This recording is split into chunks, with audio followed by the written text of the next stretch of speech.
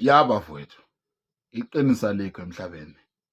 Wenziwa yini ukuthi masiyothenga i-full chicken lapha esitolo uthola ukuthi islip sesibhala ukuthi plus VAT plus tax plus umali kahulumeni plus what. Yini kungabhalwa ke ukuthi minus head and toes and knees and toes? Yini kungabhalwa lezo zinto? Yini ungabhalwa ukuthi head and shoulder, knees and toes? Yini zingabhalwa lezo zinto lezo? Ngoba phela le nkukhu ayiphelele, le nkukhu amathumbu ayo ingingila azikho lapha. Yini ingabhalwa yonke leyo nonsonzo leyo?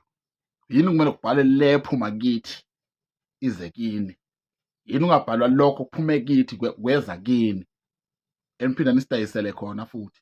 Ingingila sesiyoyithenga ngo-45 rand, sesiyoyithenga lapha ngemali ethize, ney'nyawo sesiyithenga zodwa, amakhanda wathenga wodwa. Niwenzelani lawo manyana lawo? Kanti yini full chicken? Mina manje ngifuna islip sibhalwe manje ukuthi minus head and toes and knees and toes. Sibhalwe manje izilip manje. La manyana lawa niwayeke lawo. Ayi.